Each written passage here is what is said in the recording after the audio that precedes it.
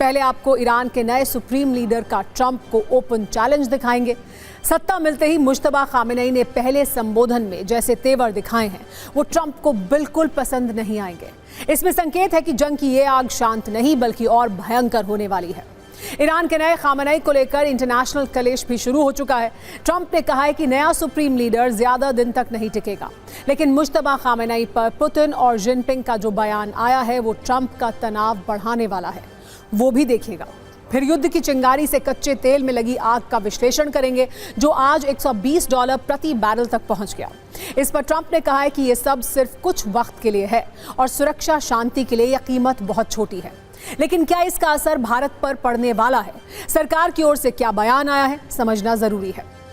आज युद्ध पर संसद में भी सियासी शोले उठे हैं।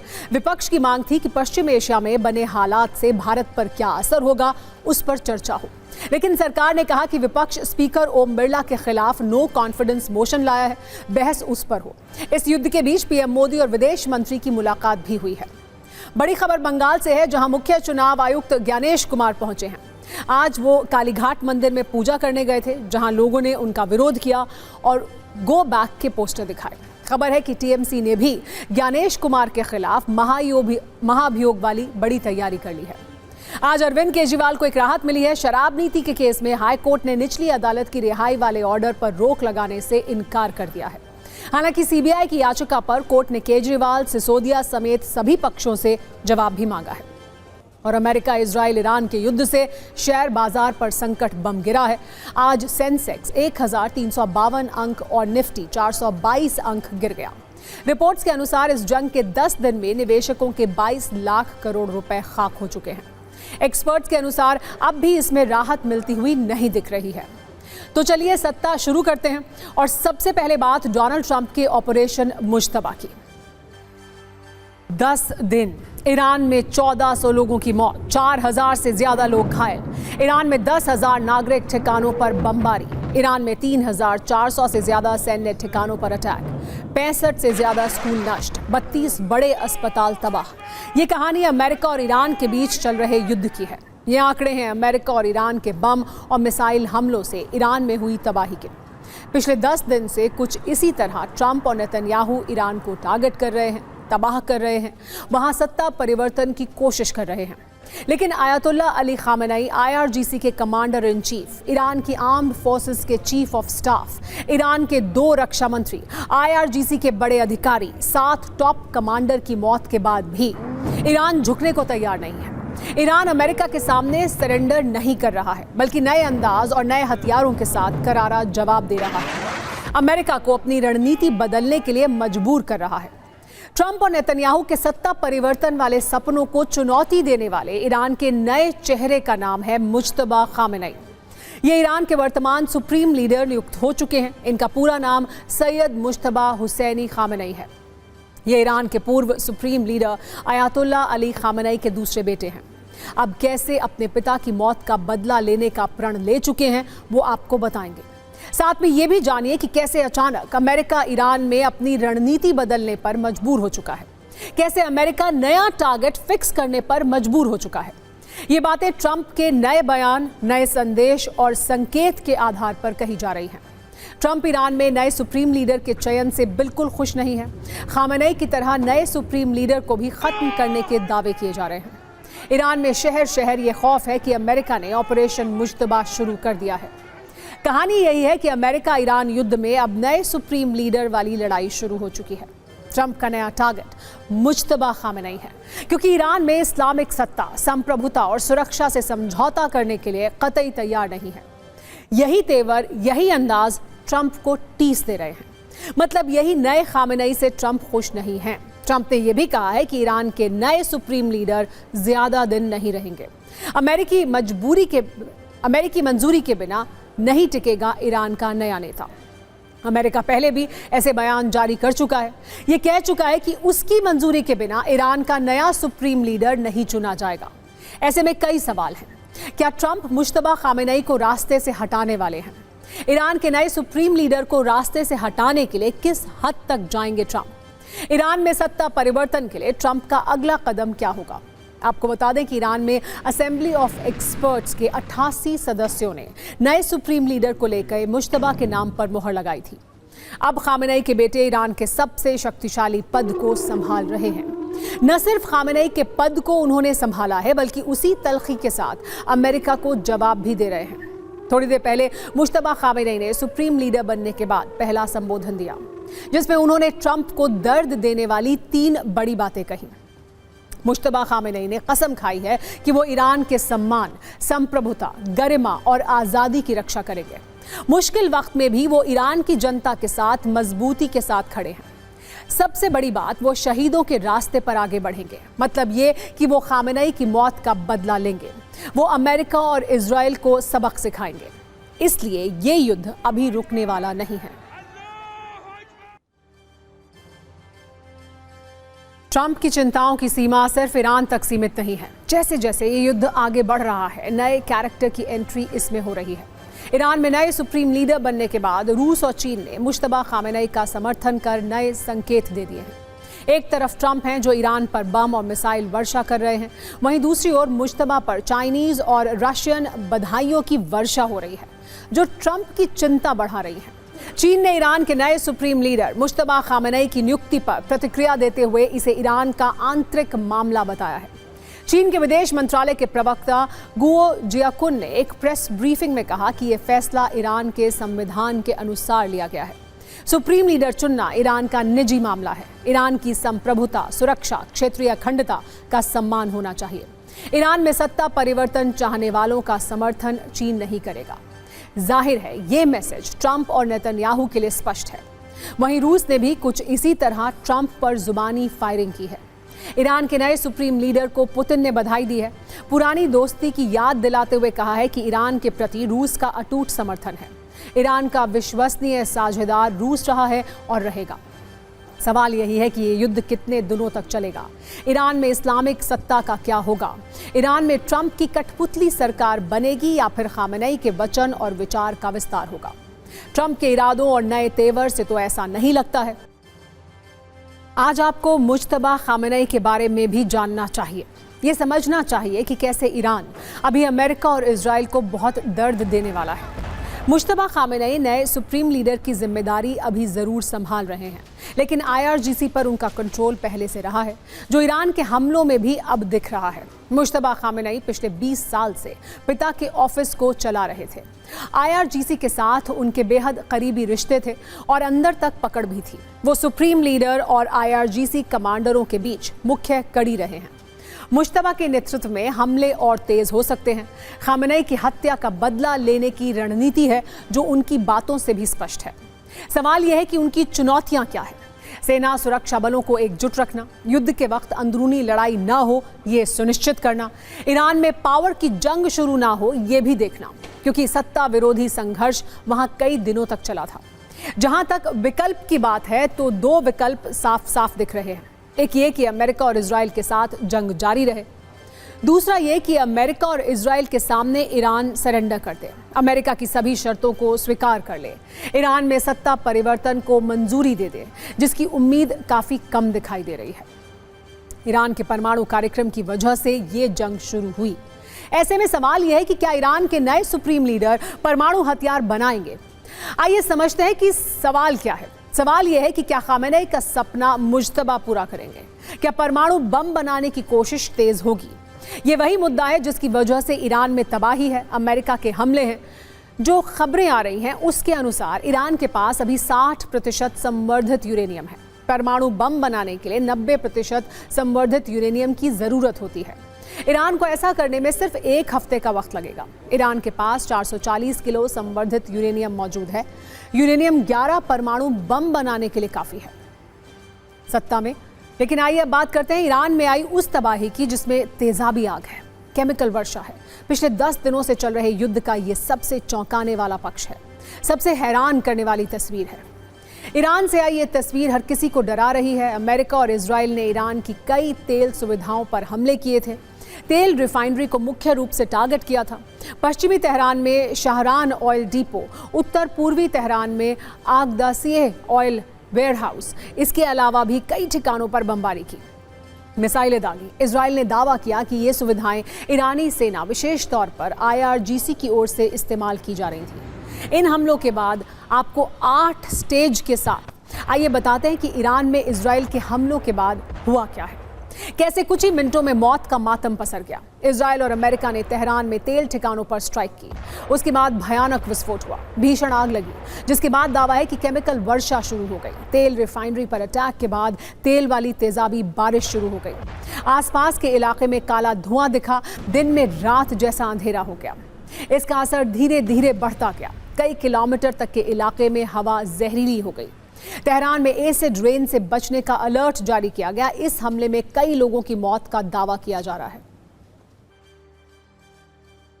ईरान ने भी तेल वाले हमले से अमेरिका को बड़ा संदेश दिया है। पश्चिम एशिया में बहरीन की बापको तेल कंपनी पर ईरान ने आज हमले किए।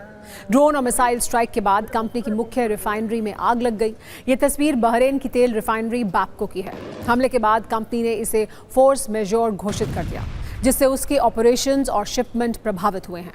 फोर्स मेजोर घोषित होने का मतलब सरल शब्दों में यह है कि कोई कंपनी देश अपने अनुबंध की शर्तों को पूरा नहीं कर पा रहा है। इस घोषणा के बाद उस पक्ष को अनुबंध तोड़ने या देरी करने के लिए दंड, जुर्माना, क्षतिपूर्ति देने से छूट मिल सकती है।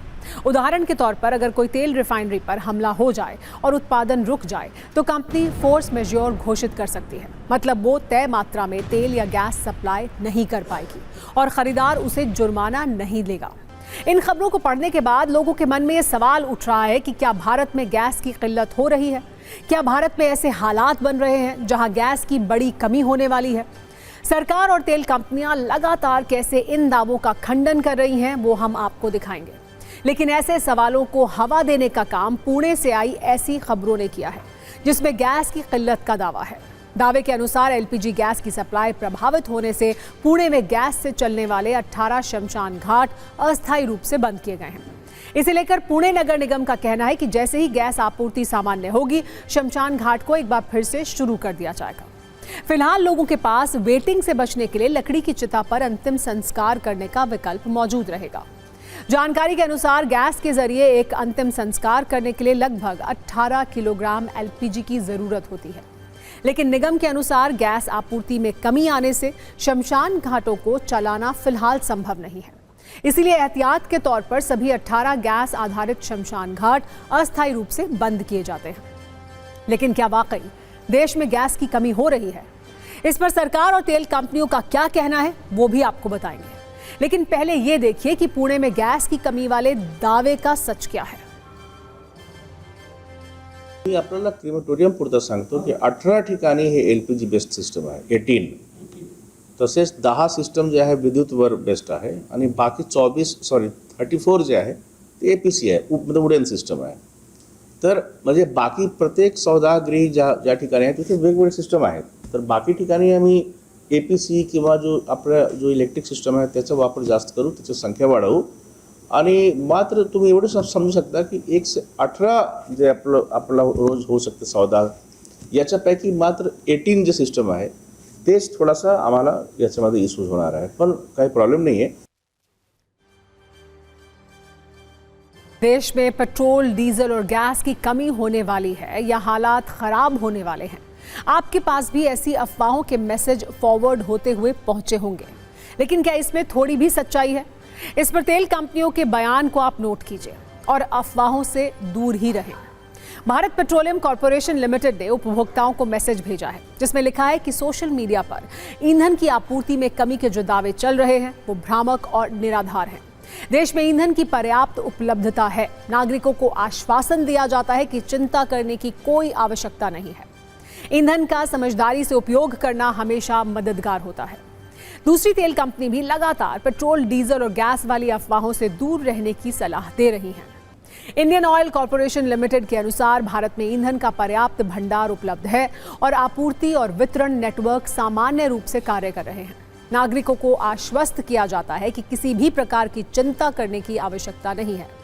इसके अलावा HPCL यानी हिंदुस्तान पेट्रोलियम कॉर्पोरेशन लिमिटेड ने क्या कहा है वो भी नोट कीजिए। HPCL के मुताबिक भारत में कच्चे तेल और पेट्रोल, डीजल और ATF समेत सभी प्रमुख पेट्रोलियम उत्पादों का पर्याप्त भंडार उपलब्ध है। देश भर में ईंधन आपूर्ति सामान्य रूप से जारी है। यानी अगर आपके पास भी ऐसी कोई जानकारी या मैसेज आता है तो उसे आगे ना बढ़ाएं, क्योंकि उसमें तथ्य कम और अफवाह ज्यादा है। तेल कंपनियों के साथ साथ एक बार फिर पेट्रोलियम मंत्रालय की ओर से जो जानकारी आई है उसमें राहत के संकेत हैं।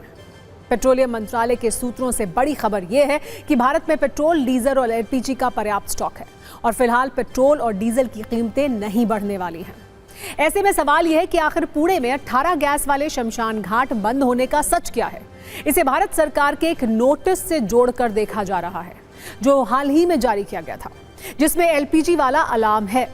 देश में एलपीजी की किल्लत से बचने के लिए सरकार ने एक आदेश जारी किया था। सरकार ने तेल रिफाइनर्स को एलपीजी का उत्पादन अधिकतम करने के निर्देश दिए हैं और ये कहा है कि प्रोपेन और ब्यूटेन संसाधनों का उपयोग करके एलपीजी उत्पादन को बढ़ाएं। इस नोटिस में रिफाइनर्स को यह भी निर्देश था कि पूरी गैस अभी सिर्फ सरकारी कंपनियों को ही दें, जिससे घर की रसोई में किसी भी स्थिति में एलपीजी की कमी ना हो। आज संसद में विदेश मंत्री एस जयशंकर ने भी युद्ध के बीच तेल वाले संकट पर जो कहा है उसे सुनना चाहिए। The region is key to our energy security and includes many important suppliers of oil and gas. Government remains committed to ensuring that fully taking into account availability, costs and risks of the energy markets. For us, sir, the interest of the Indian consumer has and will always be the overriding priority. Where required, Indian diplomacy has supported the endeavors of our energy enterprises in this volatile situation. हम आपको भारत में LPG के इस्तेमाल पर सत्ता का number game भी दिखाते हैं। आंकड़ों के अनुसार देश में अभी 33 करोड़ 8 लाख सक्रिय घरेलू एलपीजी उपभोक्ता हैं। मौजूदा वक्त में भारत दुनिया का दूसरा सबसे बड़ा एलपीजी आयातक देश है। वित्त वर्ष 2024-25 में 31.3 मिलियन मीट्रिक टन एलपीजी की खपत हुई थी और रिपोर्ट्स के अनुसार भारत में रोज 8 करोड़ 54 लाख किलो एलपीजी की खपत होती है। यानी भारत में एलपीजी का इस्तेमाल काफी ज्यादा होता है, जिस पर सरकार की नजर है और उसका फोकस भी है। किसी भी स्थिति में गैस, पेट्रोल और डीजल वाले संकट से दूरी बनी रहे, इसीलिए अफवाहों से दूर रहने की जरूरत है। सत्ता की अगली कुंजी में एक ऐसा दुख है जिसे इस वक्त देश के करोड़ों न्यूज मित्र महसूस कर रहे होंगे, जिनकी मेहनत की कमाई और छोटी छोटी एसआईपी वाली बचत युद्ध में जल रही है। इस दुख का कारण है शेयर बाजार, जिसे निवेशकों की भाषा में दलाल स्ट्रीट कहा जाता है। लेकिन पिछले कुछ महीनों से दलाल स्ट्रीट में युद्ध की वजह से भूकंप के जो झटके महसूस हो रहे हैं, उससे वो लाल स्ट्रीट बन चुका है, क्योंकि निवेशकों के पोर्टफोलियो नुकसान में हैं और लाल हो चुके हैं।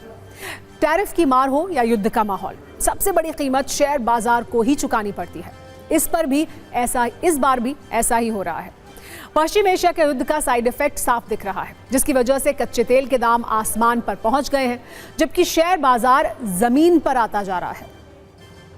सबसे पहले देखिए इस युद्ध की आग में कैसे भारत का शेयर बाजार जल रहा है और निवेशकों की मोटी कमाई खाक होती जा रही है।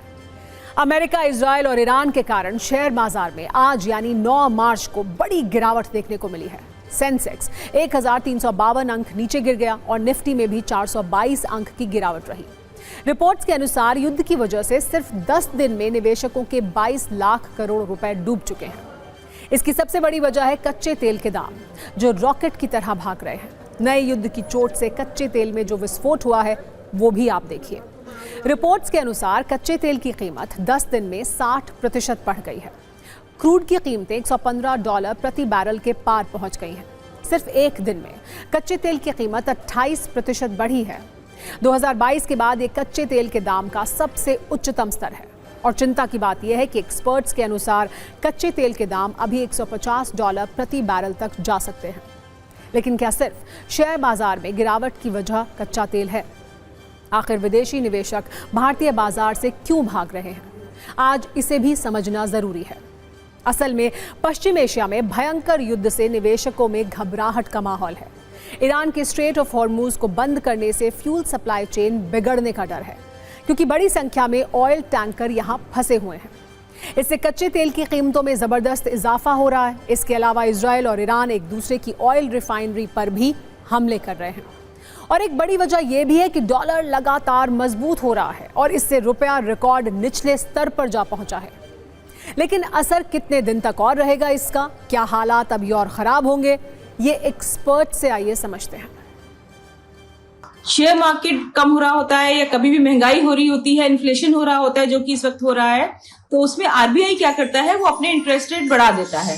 तो वो जब अपने इंटरेस्ट रेट बढ़ा देता है तो इंटरेस्ट रेट बढ़ाने से फिर से जो है वही प्रॉब्लम आ जाती है कि आपका जो ऑयल है या किसी भी चीज की कॉस्ट है वो फिर और बढ़ जाती है, क्योंकि इंटरेस्ट रेट कम हो गया तो आपके इन्वेस्टमेंट पे रिटर्न नहीं मिलेगा। तो दिस इज अनदर पॉइंट कि जिसकी वजह से जब भी क्रूड ऑयल का प्राइस बढ़ेगा तभी शेयर मार्केट जो है वो आपका क्रैश होता जाएगा और आपको ज्यादा प्रॉफिट किसी भी कंपनी को नहीं मिलेगा। स्टॉक मार्केट में भयंकर करेक्शन हो रहा है और उसके कारण 3-4 है। एक तो इंडिया 85% अपना तेल को इंपोर्ट करती है। दूसरी है कि हमारी टोटल इंपोर्ट के अंदर 40 से 45% हॉर्मुज़ स्ट्रेट के जरिए होता था, तो इसलिए वो बंद होने से हमारे और भी दिक्कत हो गई। तीसरा फैक्टर यह है कि यहाँ पर जो तेल हम खरीदते हैं वो रशिया से अभी मिलने की एक गुंजाइश है और वो हॉर्मुज़ स्ट्रेट से नहीं, वो सुएज कैनाल की तरफ से आती है। मगर जो पहले डिस्काउंट में मिल रहा था अब वो नहीं, अब तो प्रीमियम में होगा क्योंकि हमारी बार्गेनिंग पावर अभी उतना नहीं है, तो तेल का दाम और भी बढ़ सकता है। We import 70 to 75% of our energy needs from overseas. This can have a very negative impact on our overall economy and the GDP growth. And if GDP growth is lower than what we have estimated, in that case it will have direct bearing on the corporate top line and the corporate's earning. So obviously this is the reason, one of the reason that the disturbances in the West Asia, the war going on in the West Asia and the subsequent spiral in the crude oil prices, we are witnessing bearish undertone in the market. कुल मिलाकर हालात ऐसे हैं कि ये युद्ध तुरंत खत्म नहीं होने वाला है। और इस बीच आज दिल्ली में बजट सत्र का दूसरा हिस्सा शुरू हो गया, जिसमें 2 मुद्दों को लेकर काफी हंगामा हुआ। पहला बड़ा मुद्दा पश्चिम एशिया में जारी युद्ध है। इस युद्ध में न भारत शामिल है और न ही भारत इस युद्ध का समर्थन कर रहा है, लेकिन विपक्ष ने इस पर हंगामा किया तो चर्चा चाहता है। दूसरा मुद्दा स्पीकर के खिलाफ अविश्वास प्रस्ताव पर चर्चा का था। सरकार चर्चा के लिए तैयार है, लेकिन इस पर हंगामा हुआ। दोनों मुद्दों पर सत्ता की विस्तृत कुंजी तैयार है। शुरुआत करते हैं अमेरिका और इजराइल बनाम ईरान युद्ध पर हुए हंगामे से। विपक्ष ने सदन के बाहर और अंदर दोनों जगह पर इस मुद्दे को लेकर हंगामा किया। सदन के बाहर हुए प्रदर्शन में लोकसभा में नेता विपक्ष राहुल गांधी और सांसद प्रियंका गांधी भी शामिल हुई। पोस्टर में लिखा था, हमें साइलेंस नहीं लीडरशिप चाहिए। इधर राज्यसभा की बैठक शुरू होते ही मल्लिकार्जुन खड़गे ने युद्ध के कारण गैस और तेल की बढ़ती कीमतों और वहां फंसे भारतीयों के मुद्दे को उठाया। खड़गे ने ऊर्जा संकट पर बहस की मांग की। सरकार की तरफ से विदेश मंत्री एस जयशंकर ने इस पर बयान दिया। उन्होंने कहा कि सरकार वहां फंसे भारतीयों की सुरक्षा के लिए प्रतिबद्ध है। कूटनीति से ही समस्या का समाधान होगा। जब विदेश मंत्री ये बयान दे रहे थे तो विपक्ष ने राज्यसभा से वॉकआउट किया। हालांकि विदेश मंत्री ने सदन में 5 बड़ी बातें कही, जिससे इस युद्ध पर भारत सरकार का आधिकारिक पक्ष साफ हुआ। विदेश मंत्री ने कहा कि पश्चिम एशिया के हालात चिंताजनक हैं। कई खाड़ी देशों पर हमला हुआ है। पश्चिम एशिया में 1 करोड़ भारतीय हैं। जंग की वजह से सप्लाई चेन प्रभावित हुई है। पड़ोसी होने के नाते भारत हालात से चिंतित है। राज्यसभा के बाद लोकसभा में विदेश मंत्री ने बयान दिया, लेकिन यहां भी विपक्ष ने उन्हें अनसुना किया और नारेबाजी करते रहे। जयशंकर के भाषण के दौरान विपक्ष ने वी वांट डिस्कशन के नारे लगाए और खूब हंगामा किया। चेयर के बार-बार बोलने के बाद भी विपक्षी सांसद शांत नहीं हुए थे। एक बार सुनिए विदेश मंत्री ने क्या कहा। Government has been assessing the situation in West Asia continuously since the 12-day war. Government had issued a statement on 28th February expressing its deep concern and urging all sides to exercise restraint, avoid escalation and prioritize the safety of civilians. We believe and we continue to believe that dialogue and diplomacy should be pursued to de-escalate tensions and address underlying issues. विदेश मंत्री ने America, Israel और Iran युद्ध पर एक एक तथ्य सदन में रख दिया, लेकिन विपक्ष को ये बयान नहीं चाहिए था। वो इस पर चर्चा करना चाहता था और जब सदन में ये मांग नहीं मानी गई तो विपक्ष नाराज हो गया। कांग्रेस का कहना है कि पश्चिम एशिया युद्ध और उससे पैदा हुए एनर्जी संकट पर थोड़ी देर की चर्चा चाहते थे, लेकिन सरकार तैयार नहीं है। विपक्ष का आरोप है कि सरकार चर्चा से भाग रही है, जबकि सत्ता पक्ष का कहना है कि विपक्ष सिर्फ हंगामा करना चाहता है। विदेश मंत्री जी का वक्तव्य आ रहा है। More discussion for more debate. West Asia का जो मामला है, क्या वो ज़रूरी नहीं है? बट वो डिस्कशन करना नहीं चाहते हैं क्योंकि उसमें दूसरी बातें निकलेंगी। प्राइम मिनिस्टर का जो पूरा कॉम्प्रोमाइज़ हुआ है, जो उन पर ब्लैकमेल किया जा रहा है, वो सवाल उठेगा, तो उसको डिस्कस नहीं करना चाहते। आपने देखा प्राइम मिनिस्टर भाग गए, पार्लियामेंट हाउस से भाग गए, अंदर नहीं आ पाएंगे। बता रहा हूँ, आप देख लेना, अंदर नहीं आ पाएंगे। जब से Rahul Gandhi leader of opposition बने हैं, उनके मन में शायद संसद चलाने की इच्छा ही नहीं है।